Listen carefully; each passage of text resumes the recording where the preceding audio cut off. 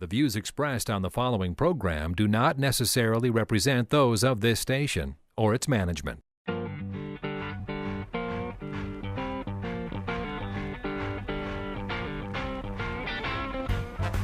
It's time now for Where You Live with Gene Sullivan, the show that deals with the news and events that affect you the most. Whether you rent or own, live in an HOA, single-family home, or an apartment building, Gene will tackle the issues right where you live. So, from the True North Painting Studios, here is the original man of steel, Resolve himself, who stands for truth, justice, and the association way. Here's Gene Sullivan. Hello, everyone. Welcome to Where You Live. I'm Gene Sullivan, and I'm broadcasting from the True North Painting Studios. When you're looking for the right painting contractor, what do you look for? Isn't it someone who will respect you, your time, your property, and your budget? That's what you can expect from True North Painting. Find out more about this exceptional company by going online at truenorthpainting.com.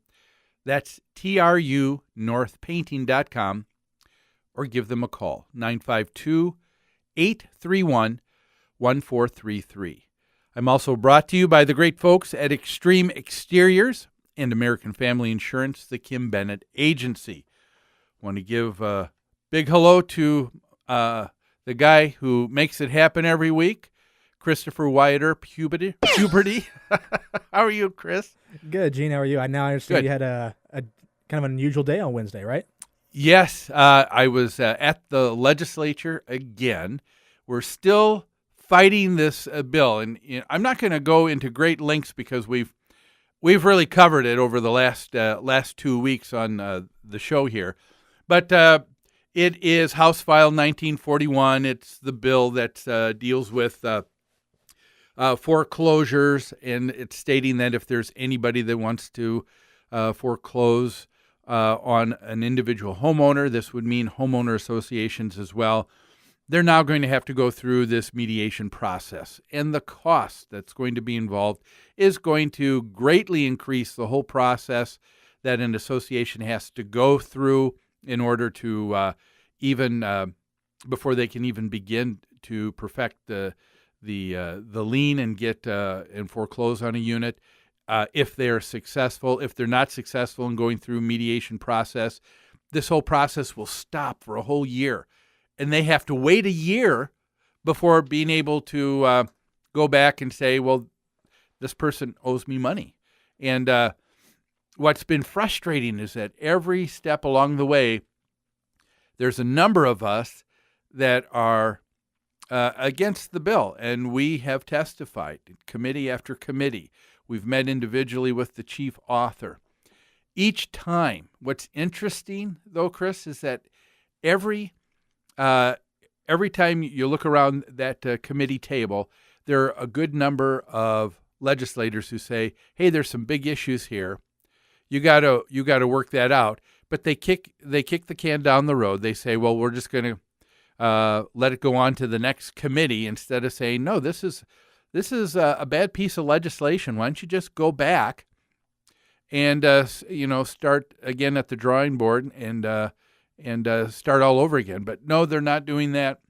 They're allowing it to continue on, and so we've got to keep looking for this. So if you're interested, again, go to the Community Associations Institute website. That's www.cai-mn.com.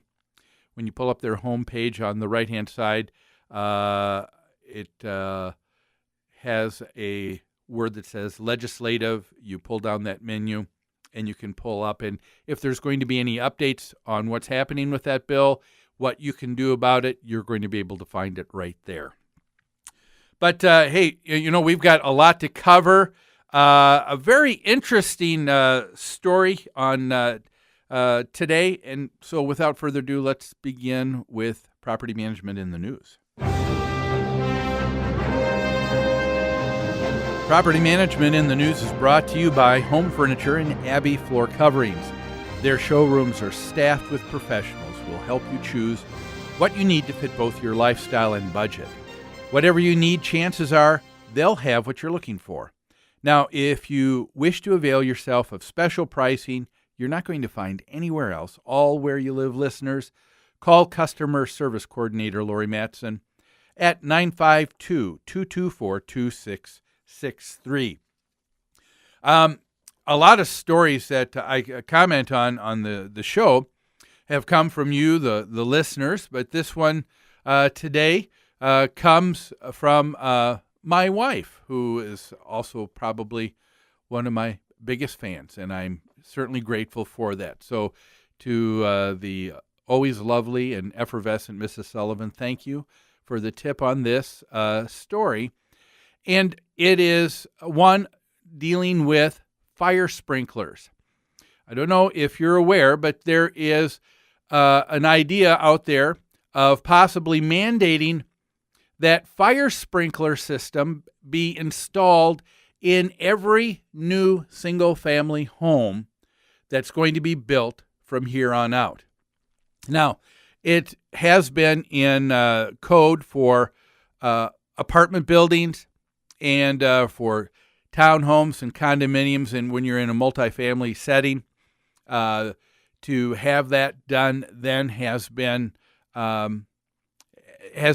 good idea. That has worked very well.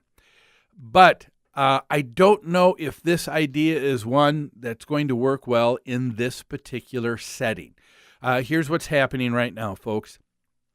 There is an organization called the International Residential Code, the IRC, and this is used for building single-family homes, specifically, codes that deal with building single-family homes. They're considering making the installation of fire sprinklers mandatory in all new homes built. Why? Well, according to the National Fire Protection Association, there is about 3,000 people that die each year in the United States because of home fires. Now, that group wants to see those numbers reduced. And, I take a look at it, and 3,000, that is a good number of people. I mean, if we could save 3,000 lives, that is wonderful. And what they have is a good, noble cause and goal here. But is their suggestion, is this solution the correct one? Are you going to significantly save on those lives if you were to install a fire sprinkler system in every new home moving forward? Now, I want people to know on the show, I'm not always negative about regulations. It certainly seems that way, doesn't it? But I am when it does not make sense. One that has always made sense to me, and I've always agreed with, for example, and I'll just let you know, just in case you think, no, Gene, you're always a naysayer when it comes to regulations, and that is when it comes to seatbelts. I've always been an advocate on that. That is something that's real important. The difference in that particular setting, why is having seatbelts mandatory and having them on, why does that make sense? Well, it does make sense for the public good, because when you're in behind the wheel of your automobile and you get hit, you're going to be thrown every which way in that car. Once you get thrown because of the impact, you lose control of your vehicle. And if there's any chance for you to try and to diminish what harm could take place and what can happen, you need to stay in control of your car. And so from that standpoint, it makes sense. I'm okay with that regulation saying, you know what, seatbelts is a seatbelt. Having them in the cars are mandatory. Having people wear them are mandatory. That makes sense. That makes sense because of the public good. Is that the case here with fire sprinklers? I really don't think so. But you know what? Let's take a break right now. When we come back, I'll begin to build my case on why this may not be the best idea out there right now. You're listening to Where You Live with Gene Sullivan. We'll be back after these messages.